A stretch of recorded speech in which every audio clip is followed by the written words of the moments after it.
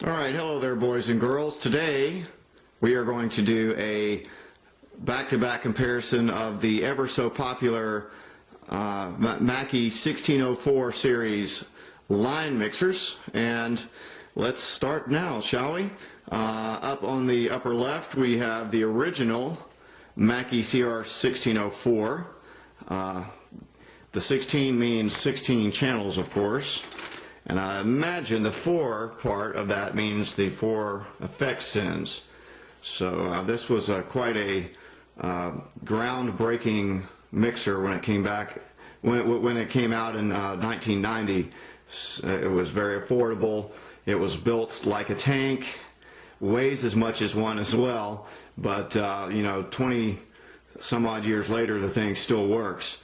With an exception of channel 1, someone put a powered mix into that, some powered source into this, so it blew channel 1 up. But anyways, it's a great mixer.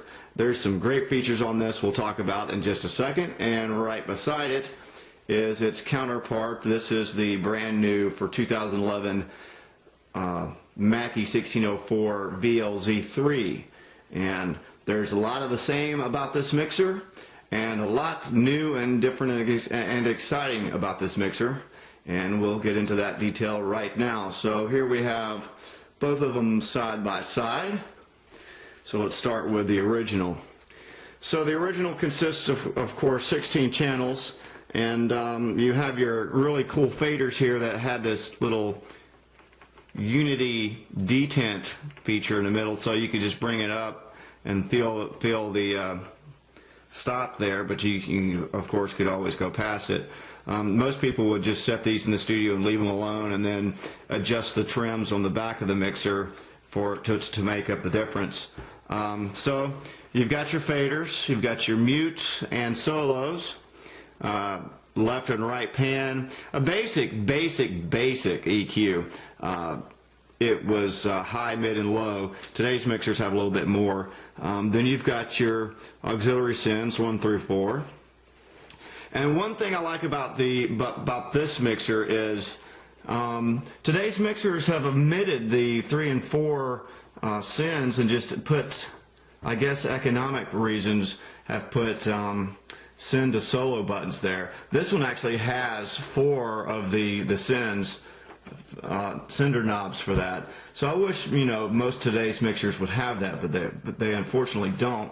Down here, another feature that they did away with that I really like is you've got your separate sends for, you know, your masters out and your headphones. So, you know, like I said, they use this on the road, but you can also use it in the studio. So when you're in the studio and you want to bring your speakers down, you just bring your speakers down. You still got your headphones, and vice versa. So that was a neat feature. So like I said, this is a 16 channel mixer, and I guess the 4 meant 4 auxiliary sends. Now, being a 16 channel mixer, unfortunately it only had when it came out 6 of the XLRs. This was not a desired feature, and so MACKIE later came out with some kind of, you know, attachment that bolted on the back, and it had 10 channels of XLR, and the rest of them, you know, of course, are your tip ring sleeve line level inputs. Another thing MACKIE also changed was taking the trims and putting them on the top where they should be, so you'd have easy access.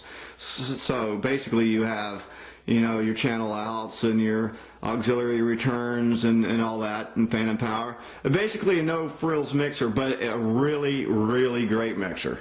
And so 20 some odd years later, lots of improvements have been made, and you have, of course, 16 channels. You've got 4 sub outs, and you can, you know, separately select those with your solo lights and your left and right out. One channel consists of the fader, of course, left and right pan, your high, mid, low frequency EQ stuff, your 4 effect sends, and of course your trim gain is up on the top where it should be.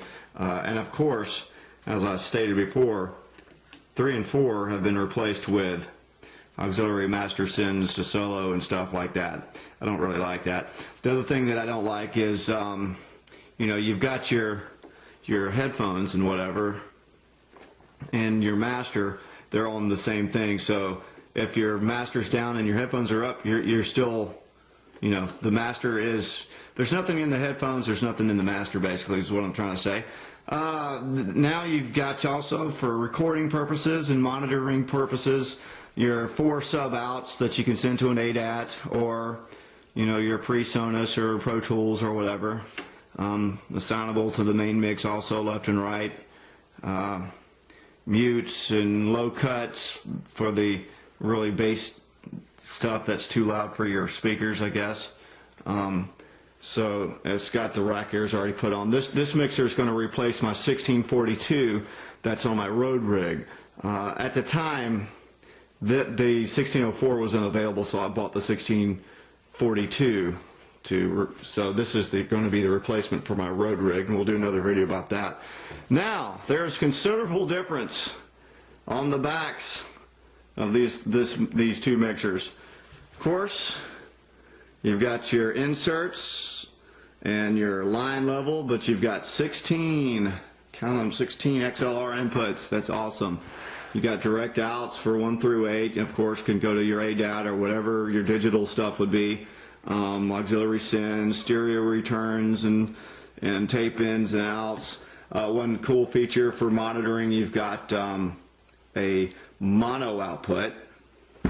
That's cool. Phantom power.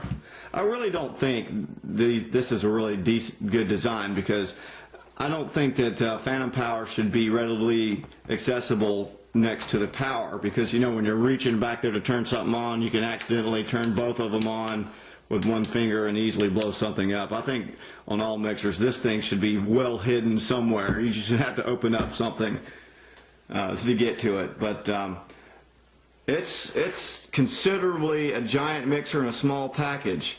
My experience with Mackie mixers has been mixed. That was hilarious, wasn't it? Mixer? Alright, whatever. You know, the CR series was built like a tank and today still works. I don't know if this mixer here will still be around in 20 years. Let's just wait to find out. So basically that's your back-to-back comparison. We are going to do a install video of the 1604 to replace the 1642, and I guess the 1642 will go in the studio for other things. So thanks for watching. Feel free to rate and comment and whatever, and we'll see you next time.